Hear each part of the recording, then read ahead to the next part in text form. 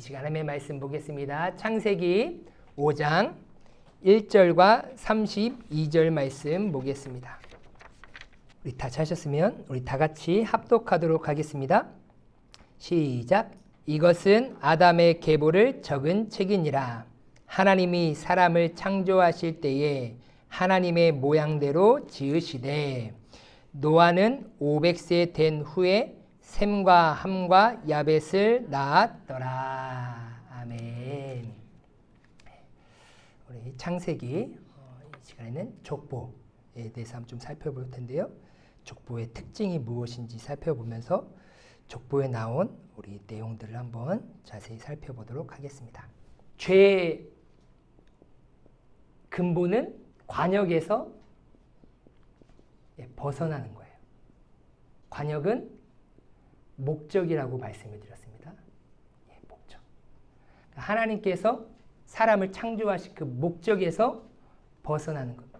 우리의 삶의 주인 되시는 그 목적이신 예수 그리스도 하나님께 우리의 모든 초점이 맞춰져야 되는데 그것이 틀어지는 순간부터 우리는 죄의 타락으로 흘러가게 된다라는 것이죠. 그래서 뭐 다른 여러 가지 내용들을 말할 수 있겠지만 하나님께서 사람을 창조하신 목적은 무엇입니까? 하나님과 교제하기 위함이고 하나님을 의존하라고 우리를 창조하셨고 그 다음에 하나님께서 우리에게 맡겨주신 사명을 감당하라는 이러한 우리의 삶의 목적을 우리에게 허락해 주셨습니다. 그래서 이 목적에서 우리는 벗어나면 안 된다라고 말씀을 드렸어요. 그리고 죄의 특징은 무엇이냐? 크게 네 가지로 살펴보았습니다. 첫 번째, 어떻게 됩니까? 바로 전이가 되죠. 선악과를 하와가 먹은 다음에 먹고 자신만 먹고 끝나는 것이 아니라 자기와 함께 있는 남편에게도 줬어요. 그래서 죄는 항상 나와 같이 있는 사람에게 흘러갈 가능성이 많이 있다. 그러니 내 주의를 한번 돌아봐야 돼요. 내가 영의 사람과 늘 항상 함께하면 나는 영적인 사람으로 흘러갈 수 있는 가능성이 되게 높아요. 하지만 나는 육의 것만 생각하고 육의 사람과 항상 지내면 나는 육의 것에 영향을 많이 받아서 그 육의 사람으로 흘러갈 가능성이 매우 높습니다. 그래서 우리는 내 주위에 누가 함께하느냐가 매우 중요합니다. 여러분들의 삶에 하나님을 사랑하고 하나님과 교제하는 것을 기뻐하는 자들이 더욱더 많아지길 주님의 이름으로 소망합니다. 네. 우리는 죄를 조심해야 돼요. 그래서 죄를 내가 옮길 수도 있고 나는 죄를 받을 수 있는 존재다. 네. 두 번째로 무엇을 느낍니까? 수치를 느껴요. 선악과를 먹는 순간 어떻게 돼요? 자기의 벌거벗은 것을 알기 시작하죠. 그래서 무화과 나무 잎을 엮어서 그 부끄러움을 해결하기 시작합니다. 네. 원래는 부끄럽지 않았어요. 그것을 뭐라고 말씀드렸죠? 거룩의 상태. 하나님이 보시기에 좋은 상태. 그러니까 우리는 늘 항상 하나님께 모든 것이 다 초점이 맞춰졌는데 선악과를 먹는 순간 우리의 관역이 다른 걸로 가기 시작해요. 그러다 보니까 우리의 육체가 보여지기 시작하고 육체의 허물과 제약들이 다 보여지기 시작하는 거예요. 그래서 우리는 그것에 대해서 부끄러움을 느끼기 시작한다. 죄는요, 우리에게 수치를 주는 거예요. 그러니까 죄인들은 다 고개 숙이잖아요. 근데 요즘은 뭐 고개를 숙이지 않는 죄인들도 너무나 많더라고요. 그 다음에 세 번째로는 무엇입니까? 회피한다라고 얘기했어요. 회피. 아담아, 아담아 어디 있느냐? 라고 선악과를 먹기 전에는 어떠한 삶을 살았어요? 하나님 저 여기 있어요. 네. 그러면서 하나님 앞에 두 손 들면서 하나님 앞에 나아갔지만 이제 하나님이 거니시는 그 바람 소리를 들었으면 하나님 앞에 달려와야 되는데 지금 어떻게 해요? 숨어요. 네. 큰 바위 뒤에 숨습니다. 하나님을 피해요. 여러분 죄는요. 하나님을 피하게끔 만들어요. 왜요? 하나님은 거룩하신 하나님이십니다. 할렐루야. 여러분 그렇잖아요. 우리가 깨끗한 옷 입으면 더러운데 절대 가지를 않아요. 제가 오늘 저희 아내하고 저기 짜장면집 가서 콩국수를 먹고 왔어요. 콩국수 맛있더라고요. 콩국수를 먹고 오다가 제가 어떤 이제 무슨 공사를 하시는지 모르겠지만 그 공원에 다 그냥 바닥에 누워서 쉬고 계시더라고요. 워낙 더우니까 오늘. 그럼 제가 한 말이 무엇이냐. 참 사람의 옷이 사람을 많이 바꾼다. 저렇게 작업복을 입고 있으니까 저렇게 누워있지. 좋은 옷을 입으면 저렇게 누워있겠어? 라고 제가 아내한테 얘기를 했는데 기억나나요? 아, 기억난대요. 네. 저는 한 귀로 듣고 한 귀로 흘린 줄 알았더니 기억난대요. 그렇잖아요. 우리도 하얀 옷 입고 가면요. 짜장면집 가면 가장 먼저 하는 게 뭐예요? 앞치마예요. 네. 왜? 하얀색을 내가 입으면 더러운 것이 묻지 않도록 내가 늘 항상 조심하는 거예요. 그러니까 거룩하신 하나님 앞에 이 죄가 가까이 함께 할 수가 없어요. 예, 내가 하고 싶어도 할 수가 없어요. 그러니까 하나님 앞에 나아가기 위해서 하나님과 교제하기 위해서는 이 반드시 이 죄의 문제를 어떻게 된 거예요? 해결하셔야 되는 거예요. 그러니까 하나님의 내가 교제하고 하나님 의존하고 하나님의 사명을 감당한다라는 것은 내가 죄에서 멀어졌다라는 거예요. 그게 얼마나 큰 은혜입니까? 우리는 그 은혜를 잊고 살아가는 거예요. 우리는 그 은혜를 잘 기억해야 되는 거예요. 그래서 철저하게 내가 죄를 지으면 지을수록 우리가 죄를 생각할 때 우리가 도덕적인 윤리적인 죄만 생각하시면 안 돼요. 죄가 뭐라고요? 내 인생의 목적에서 하나님의 영광이 벗어나는 그 순간부터 난 지금 죄의 길을 걸어가고 있다니까요. 그러니까 내가 하나님을 찾지 않아도 괴롭지가 않아요. 하나님의 양식을 먹지 않아도 배고파하지 않아요. 영생수이신 예수 그리스도를 내가 갈망하지 않아도 갈급해하지 않아요. 그게 다 뭘부터 오느냐? 이 죄로부터 오는 거예요. 그래서 내가 죄 가운데 있느냐 없느냐를 보면요. 내가 하나님을 찾느냐. 목마른 사슴이 시냇물을 찾기에 갈급한 같이 내 영혼이 주를 찾기에 갈급해야 되는데 그게 죄하고 멀어지는 의인의 습성인데 어떻게 해요? 죄가 많아지면 하나님을 피하기 시작하는 거예요. 네 번째로 어떤 특징이 있다고 했습니까? 전가한다라고 얘기했어요. 전가한다. 아담아, 너 왜 선악과 먹었니? 아, 죄송합니다. 막 빌어야 되는데 뭐 했어요? 왜 하나님께서 왜 하와를 아내를 만들어줘가지고 그 만들어준 하와가 저 먹게 했어요. 그러니까 죄인은 자신의 죄를 회개하면 되는데 이 죄는 우리를 회개하지 못하게 하고 늘 항상 이 죄를 다른 것에 핑계를 대게끔 만듭니다. 근데 모든 것의 문제는 다 나로부터 시작되지 다른 것부터 시작되지 않습니다. 그러니까 모든 문제를 나에서 먼저 찾으려고 생각을 해야지 다른 것부터 찾으면 해결이 안 되는 거예요. 내가 하나님께 있으면 내가 성령 안에 거하면 늘 항상 모든 문제를 초점을 누구에게 맞추냐? 나에게 맞춰요. 아, 내 문제구나. 내가 부족해서 그런 거구나. 내가 하나님 더 찾지 못해서 그런 거구나. 그런데 성령 안에 거하지 않으면 모든 문제를 다 어디서 찾느냐? 바깥에서 찾아요. 내가 안 보여요. 그게 죄의 특성이에요.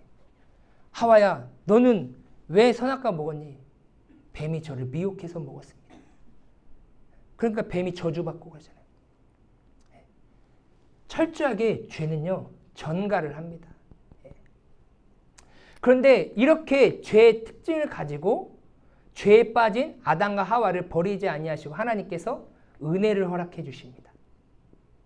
이 죄를 해결할 수 있고 다시금 하나님의 목적대로 하나님의 형상대로 회복이 되어 하나님과 교제하고 하나님을 의존하며 하나님께서 맡겨주신 생육하고 번성하여 땅에 충만하고 다스리고 지키라는 그 사명을 감당하기 위한 은혜를 허락해 주셨죠. 그 은혜가 첫 번째가 무엇입니까? 여자의 후손. 그리고 두 번째로는 가죽옷을 입혀주셨어요. 후손들이 아닙니다. 이거는 단수예요. 그리고 가죽은 반드시 희생이 있어야 됩니다. 죽음이 있어야 돼요. 그리고 옷은 덮음,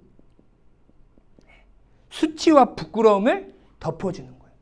가죽은 오래 가죠. 그래서 예수님의 십자가의 죽음으로 인하여서 우리의 더러운 죄를 다 덮어주실 때 그때야 비로소 우리는 다시금 하나님과 교제할 수 있고 하나님을 의존하며 살아갈 수 있고 맡겨진 사명을 감당하며 살아갈 수 있도록 되어 있다. 그래서 우리는 창세기 3장에서부터 이러한 하나님의 은혜를 미리 예고하고 계셨다라고 이렇게 말씀을 드렸습니다. 이제 아담 족보를 한번 살펴보겠습니다. 자, 족보. 족발과 보쌈. 그죠? 네, 족보. 이걸 다른 말로 계보라고도 합니다. 예, 계보. 이 족보가 지금 창세기 5장과 10장과 36장에 있습니다. 또 뭐 역대상에는 뭐 1장부터 11장까지인가요? 계속 족보가 나오고요. 마태복음 1장에도 족보가 나와요. 왜 성경은 이런 족보를 적어 놓았을까? 이 족보의 흐름대로 역사가 흘러가기 때문이라는 거예요. 그럼 첫 번째로 족보의 특징이 무엇이냐면요. 이 족보를 기록한 목적은 이 지금 기록된 성경이 역사적 사실이다라는 거예요. 이 성경은 역사적인 사실이다라는 것을 증명하기 위해서, 입증하기 위해서 이 계보가 기록되어 있어요. 많은 사람들이 성경을 믿지 않는 사람들은 이 성경을 신화, 허구라고 얘기해요. 많은 사람들이 상상력을 발휘해서 짜낸 책이라고 말하는 사람도 있습니다.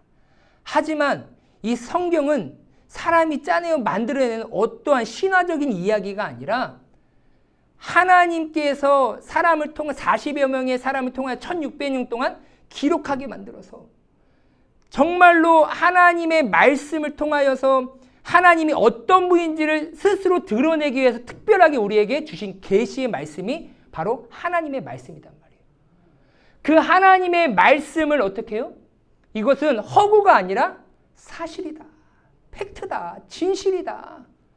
그걸 뭘 통해요? 이 계보를 통하여서 가르쳐주고 있는 거예요. 그리고 두 번째로는 그 사람의 출신을 가르쳐줘요.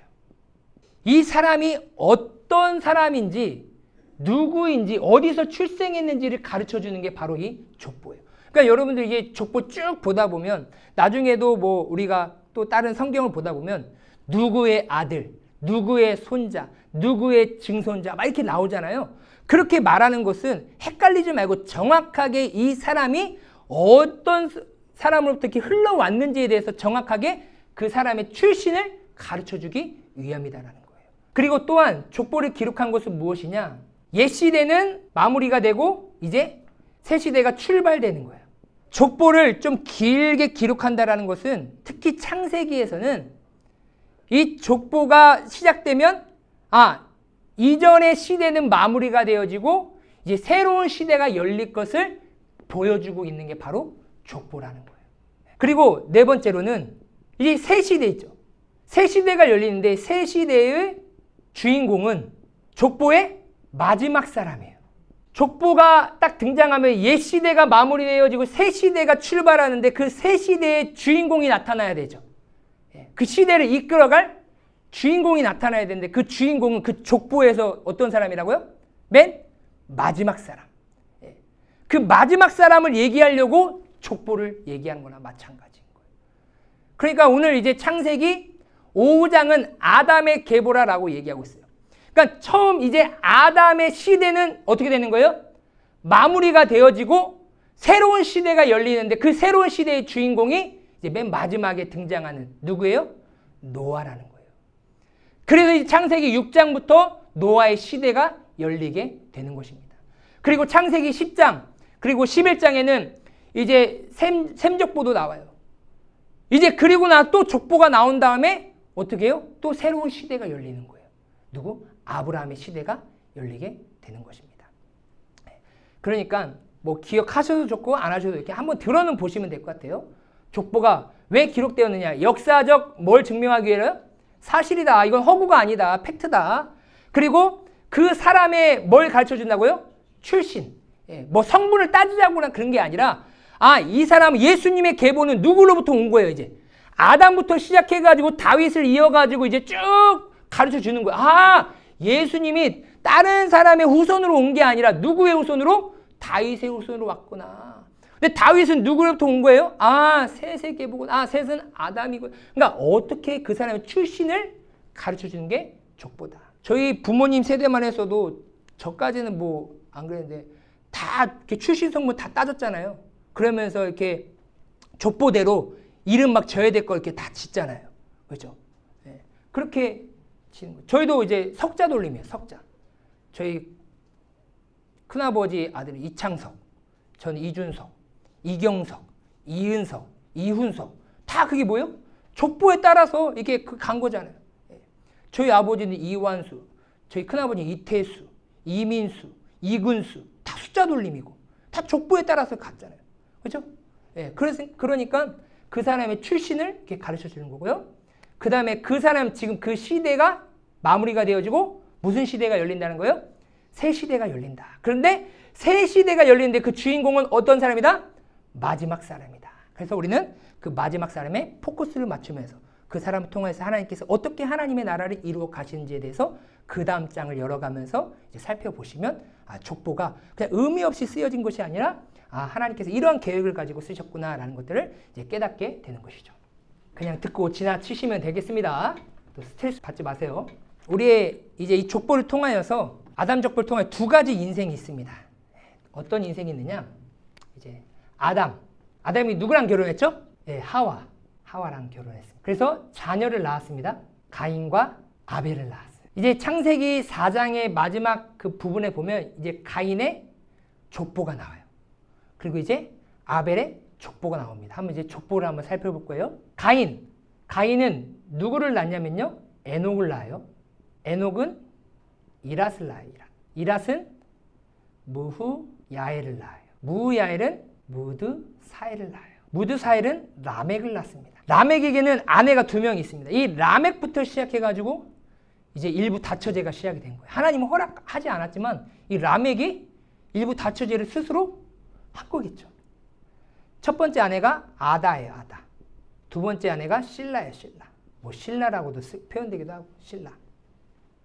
그래서 난 자녀가 라멕과 아다로 난 자녀가 야발 그리고 유발 그리고 라멕과 실라에서 난 자녀가 두발가인 그 다음에 나아마 여기는 딸이에요. 근데 성경에 뭐라고 얘기하고 있느냐? 야발은 가축의 조상으로 불려지고 있어요. 그 당시에는 다 어찌 보면 농업 아니면 목축업 그렇게 다 살아가고 있었죠. 그 다음에 유발은 음악의 조상이에요. 관악기, 현악기, 퉁소 그래가지고 여러 가지 악기에 대해서 정말로 잘하는 이 두발가인은 기술의 장인이에요. 조상. 말 그대로 뭐 만들고 하는 거. 기술적인 부분들. 그리고 나아마는 정말로 이 나아마의 이름이 매력적이다. 정말로 보기에도 아름답다라는 의미가 있어요. 그런데 이 가인의 후손은 하나님 앞에 저주를 받아서 쫓겨난 인생이 되었죠. 그러니까 우리가 이 세상을 살아가는 데서 다 가축은 뭐예요? 우리의 살아가는 먹고 마시는 거예요. 먹는 우리의 삶에 필요한 모든 것들이죠. 그리고 음악의 조상, 그리고 기술, 그 다음에 어찌 보면 아름다움. 그러니까 지금 가인의 후손들이 세상에 있는 모든 것들을 다 지금 뭐 하고 있어요? 장악하고 있다라는 거예요. 세상에. 그러니까 에베소서 사도 바울이 얘기하죠. 세상의 공중 권세를 누가 잡고 있다고요? 사단마귀가 다 잡고 있다라는 거예요. 아름다움은 우리를 계속 현혹하게 만들고 세상의 기술과 온갖 음악과 또한 세상의 먹는 먹거리로 끊임없이 우리를 미혹하고 현혹하고 있는 현실이란 말이에요. 그러니까 우리가 이 세상 속에서 하나님의 자녀답게 살아간다라는 게 결코 쉬운 일이 아니에요. 그러니까 내가 하나님 안에 거하지 아니하고 내가 정말로 하나님 앞에 목적을 두지 아니하면요. 이들이 사단은 말 그대로 뱀처럼 간교하게 다가올 거 아니겠습니까? 우리를 무너뜨리려고 죄를 짓게 만들어서 정말로 구원에서 탈락되는 인생으로 멀어져가는 인생으로 살아가게끔 우리를 끊임없이 유혹할 거 아니에요. 그러니까 지금 이러한 세상 속에서 이 모든 가인의 후손들이 다 찾고 있는 이곳에서 나는 과연 거룩하게 부끄러움 없이 진리 안에서 자유롭게 하나님의 영광에서 살아갈 수 있느냐. 그것이 매우 중요하다는 거예요. 그래서 가인이 성경에 보니까 가인이 에녹을 낳았어요. 그리고 나서 가인이 지은 게 무엇이냐? 성이에요. 성을 지어요. 성을 짓는데 이름을 뭐라고 짓느냐? 에녹성이라고 줘요. 에녹성. 그러니까 가인의 후손은요. 늘 항상 뭘 짓는 사람이냐? 우리 한번 다 같이 한번 읽도록 하겠습니다. 시작. 자신이 왕이 되어 자신의 힘으로 성을 쌓는 인생이에요. 그러니까 우리의 인생의 목적은 하나님을 의존하는 게 우리의 인생의 목적이 되어야 된다고 말씀드렸죠. 예. 의존이라는 것은 하나님 없으면 나는 죽습니다라는 신앙 고백이 날마다 선포되어지며 하나님을 붙들고 살아가는 인생이 돼야 되는데, 이 가인은 늘 항상 자신의 능력으로 자신을 보호하려고 합니다. 그러니까 내가 더 지식적으로 높아져야 되고, 어찌 보면 물질적으로 더 많아져야 되고, 내가 더 건강해져야 되는 거예요. 내 노력으로. 내가 아무리 건강에 노력한다 할지라도 하나님이 나를 부르시면 끝입니다. 모든 생명의 주인은 하나님입니다 하면서 하나님을 의존하기보다도 뭘 의존하기 시작해요? 세상의 것. 이 세상에서 하는 것들을 다 가지고 그것만 의지하는 거예요. 그것이 전부예요. 하나님은 없어요. 그러니까 자신이 왕이 되어서 스스로 내가 살아갈 수 있다. 내가 내 성을 쌓아가지고 내가 내 인생을 스스로 보호하는 거예요. 그러한 인생. 그러니까 이 가인의 후손들은 이제 계속해서 하나님을 의존하지 않습니다. 영적으로 하나님과 교제하지 않아요. 하나님을 신뢰하지 않습니다. 누구를 신뢰해요? 자기 자신을 신뢰하며 세상을 신뢰합니다. 그리고 세상을 사랑해요. 그러니까 복음을, 세상의 것이 더 크게 여겨지면 복음을 팔아버려요. 복음이 가치가 없어지는 거예요. 그리고 가인이 아벨을 어떻게 했어요? 죽였죠. 그러니까 사탄이 가인을 사용해가지고 지금 아벨을 뭐 한 거예요? 죽이게 한 거예요. 아까 말씀드렸죠. 하나님의 은혜가 여자의 후손으로 분명히 와야 돼요. 그렇죠? 그분이 누구예요? 예수 그리스도. 예수님이 이 땅 가운데 오셔서 그리스도 대신 메시아 되셔서 우리를 진정으로 죄에서부터 구원하실 그 메시아가 이 땅 가운데 와야 되는데, 사탄의 그 관심과 목적은 무엇이냐? 예수님이 이 땅 가운데 못 오게 하시는 거예요. 그러니까 끊임없이 그 하나님의 그 계획과 그 모든 방법들을 어떻게 해요? 무너뜨리려고 하는 것이죠. 가인이 아벨을 죽인 이유는 단순히 뭐 살인자, 죄의 결과다. 맞습니다. 하지만 더 깊은 구속사적으로 영적으로 보면 예수님이 와야 되는 그 길을 뭐 하는 거예요? 지금 사탄이 막고 있는 거예요. 끊어버리고 있는 거예요. 그렇지만 하나님은 아벨이 죽었다 할지라도 하나님의 나라의 계획은 무너지나요? 실패하나요? 아니에요. 여러분 기억하세요. 사람이 무너졌다고, 사람이 없다고 해서 우리는 실망할 거 없어요. 좌절하지 마세요. 하나님의 일은 하나님께서 이루어 가심을 믿으시기 바랍니다. 하나님의 일은 하나님께서 이루어 가세요. 우리가 사람을 높이고 사람을 존중히 여긴 순간 그 사람이 없어지면 뭔가 교회가 무너질 것 같고 내 인생이 사라질 것 같고, 아니에요. 그러니까 우리의 초점을 사람에게 맞추는 것이 아니라 누구에게 맞춰야 되는 거예요? 하나님께 맞추셔야 돼요. 그러니까 하나님은 아벨이 죽었으니까 누구를 보냅니까? 셋. 첫째, 둘째, 셋째. 셋. 그죠? 이 셋의 이름은 다른 씨예요. 다른 씨. 얘가 죽었어? 그럼 난 다른 씨를 통하여서 나는 다시금 예수 그리스도가 오실 것을 어떻게 하는 거예요? 예비하시는 거예요. 준비해 가시는 거예요. 그러면 하나님은 우리가 생각하는 것과 다르게 일하심을 우리는 기억하셔야 돼요. 우리의 생각으로 하나님을 계속해서 생각하면 하나님과 맞지 않아요.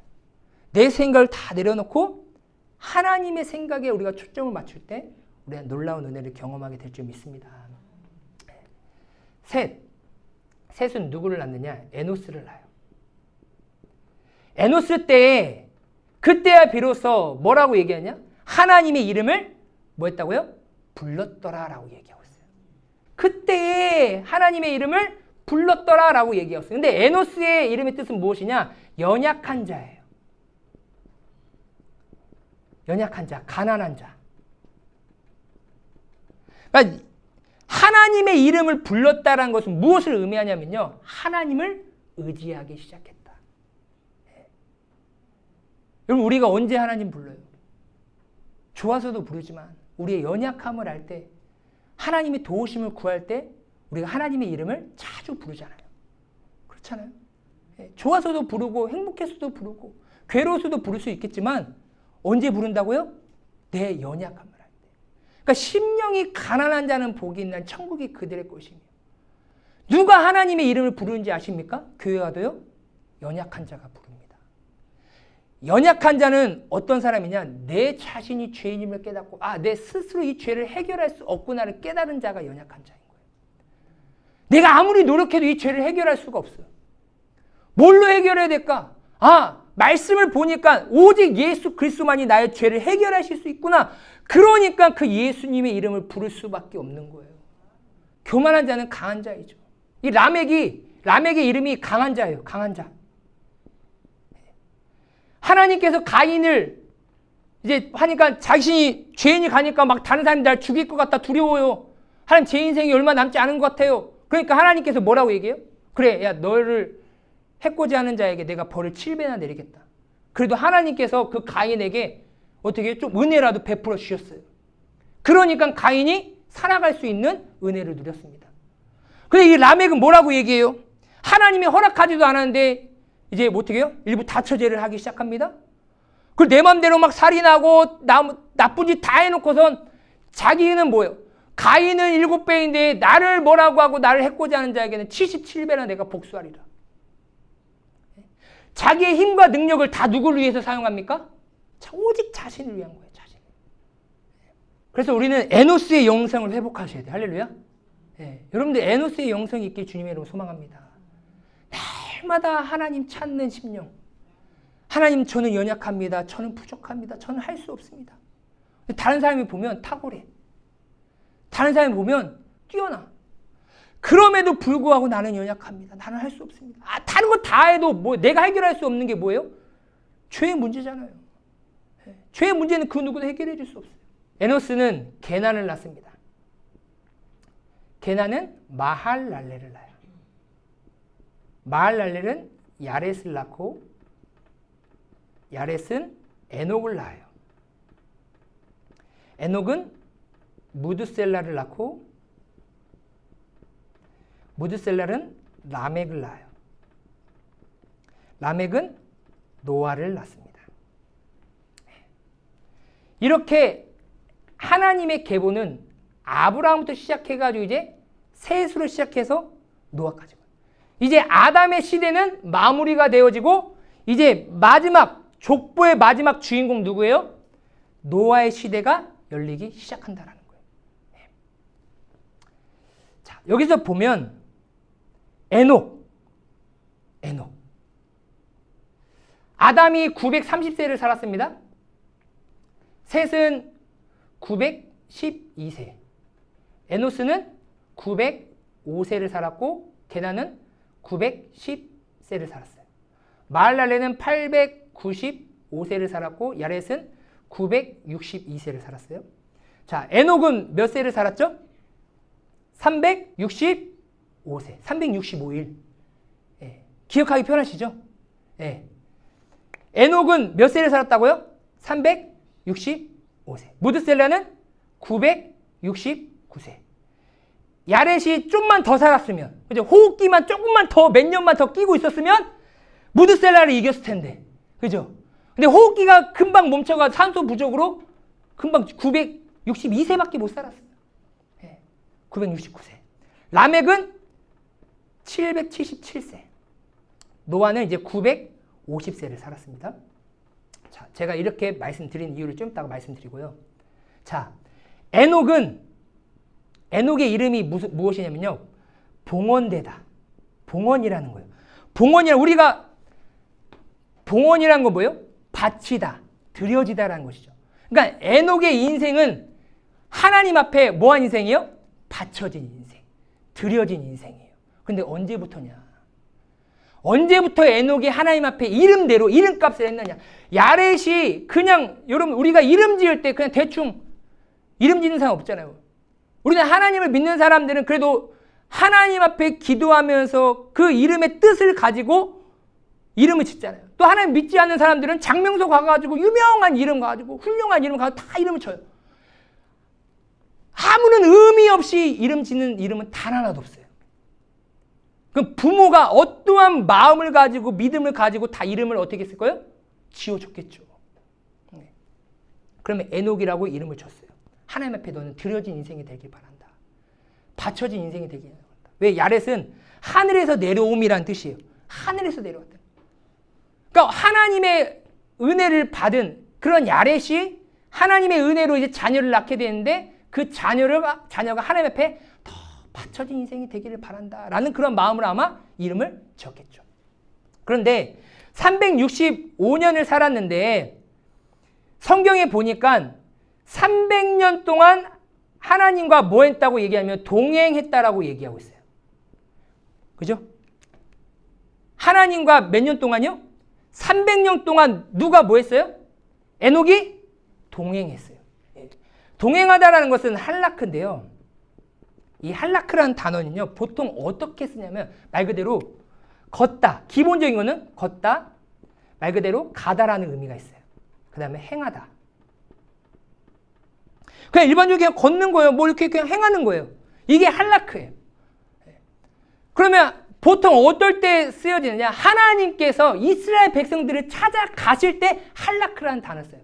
그러니까 하나님이 택한 이스라엘 백성들, 하나님이 백성들을 보고 싶어서 뭐 하는 거예요? 가는 거. 쉽게 표현하면 하나님이 아담을 보고 싶어서 아담에게 찾아갈 때 뭐 하는 거예요? 할라크라는 단어를 써요. 그런데 하나님이 보고 싶어서 이스라엘 백성들 때 다 갔는데 이스라엘 백성들이 다 뭐예요? 하나님을 외면해요. 하나님을 다 떠나요. 패역한 인생을 살아갑니다. 다 우상 숭배하고 세상 쾌락에 다 야발, 유발, 두발간에 다 넘어가 버렸어요.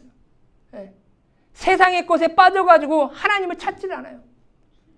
이제 할라크라는 단어가 이제 그들이 패역한 인생이 되어서 우상들에게 가는 것에 대해서 이제 다 그렇게 번역이 되어지기 시작하고 있어요. 원래는 이 할라크라는 단어가 하나님이 이스라엘 백성들을 찾아갈 때라는 그런 걸어가는 거예요. 내 백성 만나려고. 그런데 언제부터 에녹이 하나님과 동행하기 시작했습니까? 65세 때. 왜? 65세 때 누구를 낳았냐면요. 이 아들 무두셀라를 낳았어요. 여러분, 에녹은 하나님과 동행했어요. 그죠? 동행하려면 뭐가 맞아야 될까요? 동행하려면요. 마음이 맞아야 돼요. 마음이 안 맞으면요. 동행을 할 수가 없어요. 그러니까 동행은 한자로 이거잖아요. 한 가지 단일 행. 두 사람이 같이 다니는데 한 가지 목적을 가지고 가야만이 갈 수 있는 게 동행인 거예요. 두 가지 목적이 있으면 안 되는 거예요. 바울과 바나바가 2차 선교여행 가려고 하는데 동행하지 못했어요. 왜요? 바울은 마가 안 된다. 바나바는 마가 데리고 가야 된다. 마음이 안 맞으니까 서로 동행을 할 수가 없었습니다. 마음이 맞다라는 것은 함께 갈 수 있다라는 거예요. 그러면 하나님과 동행했다는 것은 에녹이 지금 누구와 마음이 딱 맞았다라는 거예요? 하나님과 마음이 맞았다라는 거예요. 그러니까 하나님께서 하나님과 마음에 딱 맞으니까 너무 행복해가지고 365년만 살고 와라. 그럼 한번 보세요. 연수를 한번 따져보세요. 인간적으로 보면 제일 불쌍한 사람이 누구예요? 교회는 인간적으로 생각하면 안 되니까. 그렇죠? 네. 인간적으로 살면 뭐예요? 지금 최소 500년, 600년을 못 살았어요. 에녹이. 왜? 못 산 이유가 뭐예요? 이 땅에서 600년 동안, 500년 동안 못 산 이유가 단 하나예요. 하나님과 마음이 맞아서 못 산 거예요.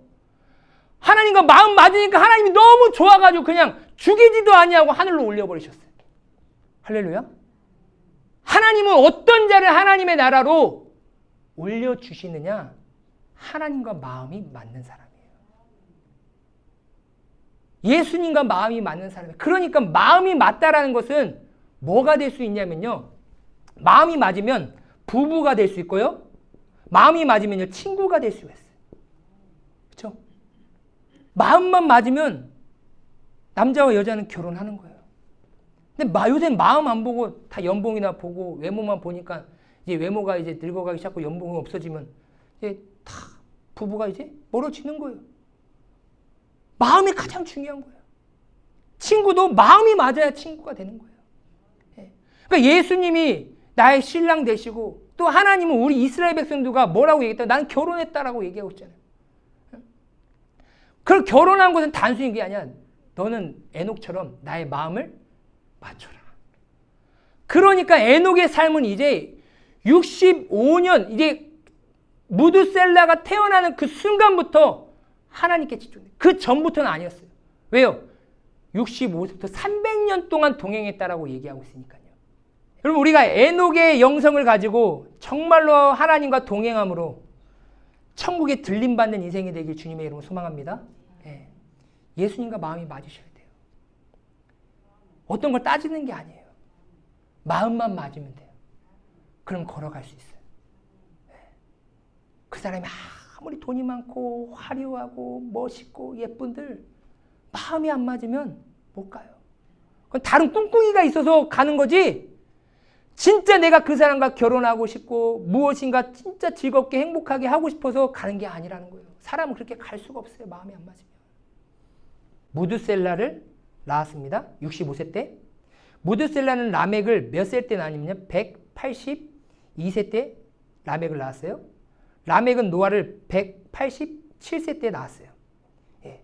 그리고 노아는 셈과 함과 야벳을 몇 세 때 낳았냐면요. 500세 때 낳았습니다. 자, 한번 볼게요. 왜 에녹이 갑자기 65년 동안은 자기 마음대로 자신이 왕이 되어 살다가 왜 갑자기 마음을 하나님께 맞추기 시작했냐라는 거예요. 이름에는 다 큰 의미가 있다라고 얘기했죠. 분명히 야렛도 에녹이 하나님 앞에 바쳐진 인생이 되기를 바라면서 에녹이라고 이름을 졌습니다. 가인도 에녹이 있잖아요. 그죠? 그런데 이 에녹은 하나님께 바쳐진 게 아니라 누구에게 바쳐졌어요? 세상. 사단에게 마음을 바쳤어요. 세상에게 마음을 빼앗긴 거예요. 우리는 어떤 에녹이 되셔야 돼? 에녹이 되는 게 중요한 것이 아니라 하나님과 예수님과 마음이 맞는 에녹이 돼야 되지 세상과 마음이 맞는 에녹이 되시면 안 된다는 거예요. 그럼 하나님과 마음이 통하는 자가 되시길 주님의 이름으로 소망합니다. 근데 무드셀라, 이 무드셀라의 이름이 무엇이냐면요. 마트와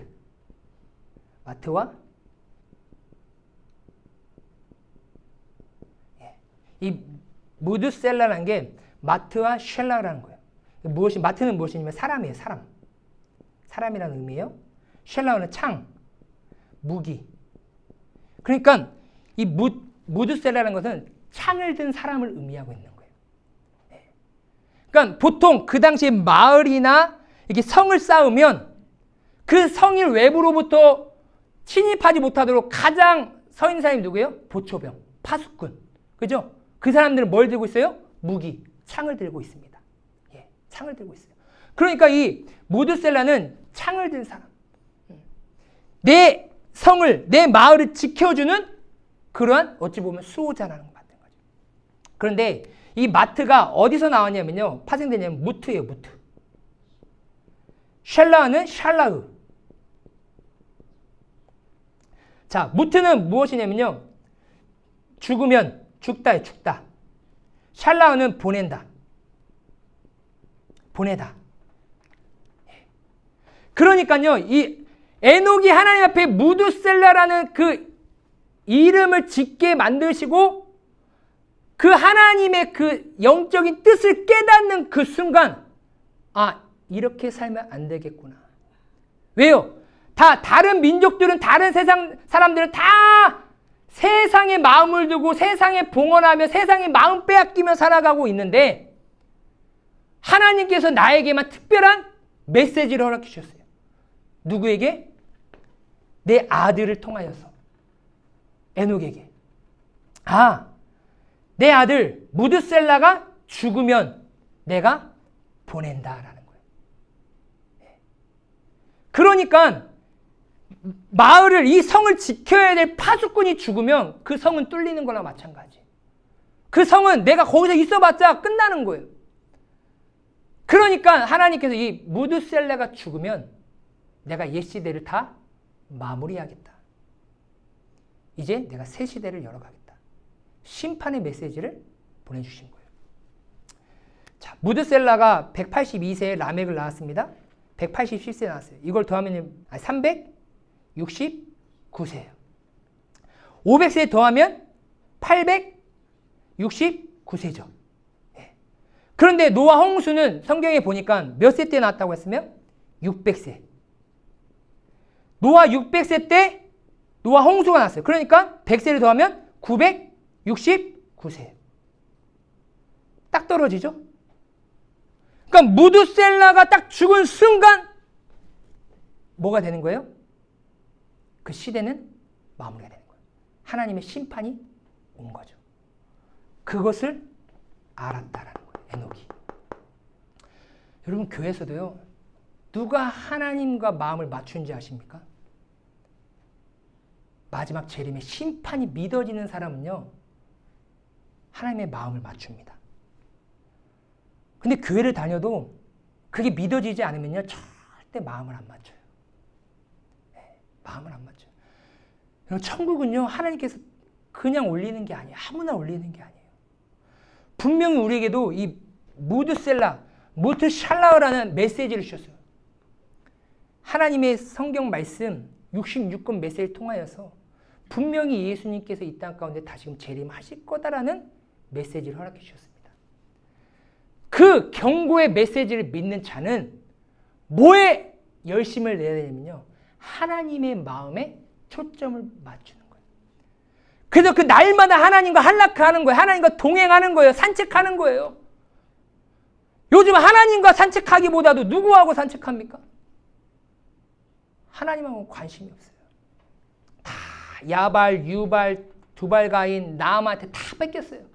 세상의 아름다운 음악의 쾌락, 세상에 먹고 사는 거, 세상에서는 어떻게든지 높아지려고 하고 강한 자가 되려고 라멕처럼. 그런데 여기도 라멕이 있죠. 라멕도 강한 자예요. 그런데 라멕이 노아라는 이름을 지었어요. 노아라는 것은요. 안식이에요. 안식. 위로예요. 위로. 라멕이 보니까 세상을 보니까 하나님의 이름 에노스의 영성을 가진 자가 없어. 에녹과 같이 하나님의 마음을 맞추려는 자들이 없어.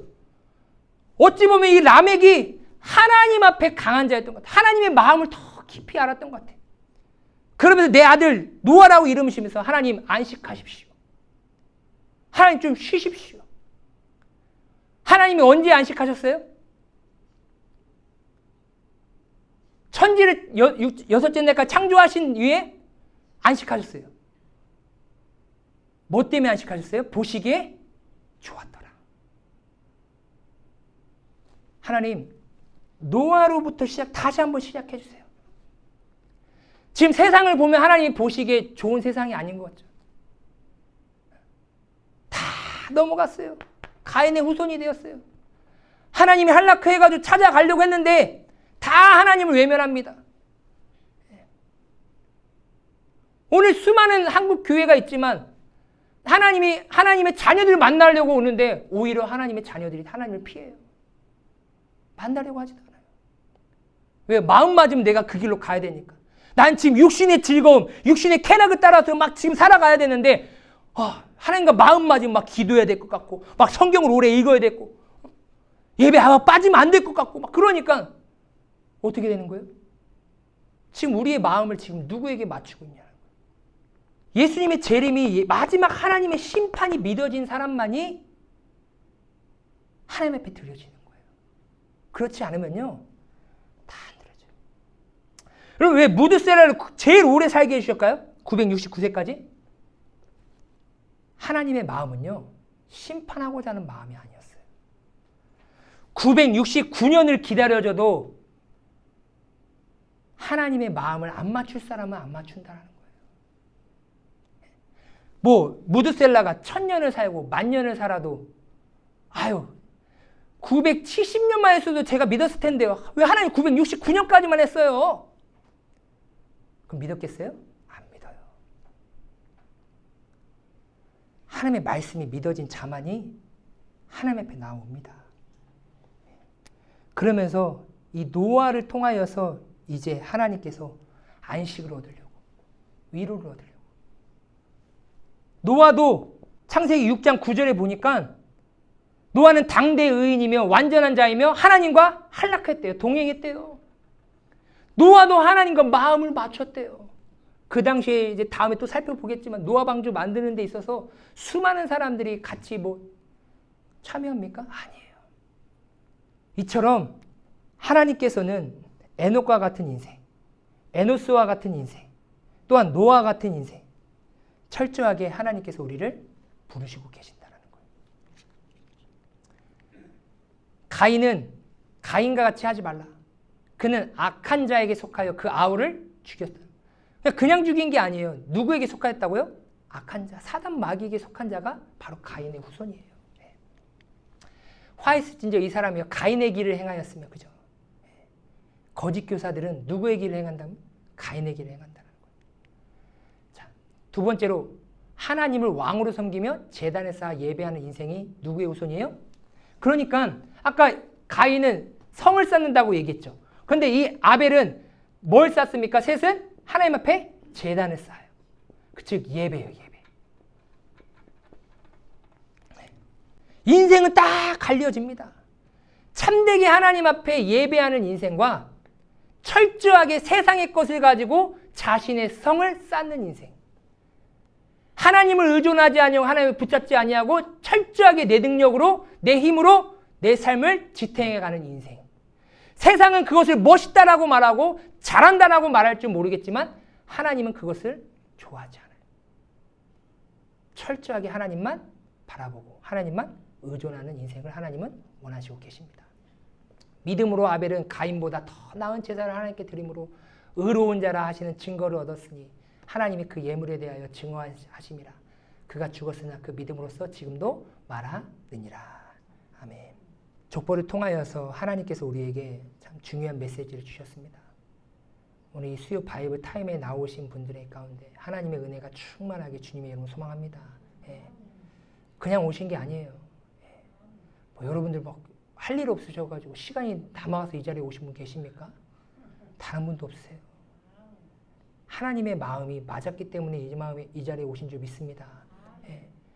날마다 우리가 먼저 에노스의 영성, 또한 에녹의 영성, 하나님의 심판적인 메시지, 그리고 노아와 같이 하나님의 안식을 올려드릴 수 있는 그런 믿음의 사람이 되어서 매일의 삶 속에서 하나님께 영광 돌리며 살아가시는 우리 귀한 성도님들 되시기 주님의 이름으로 소망합니다.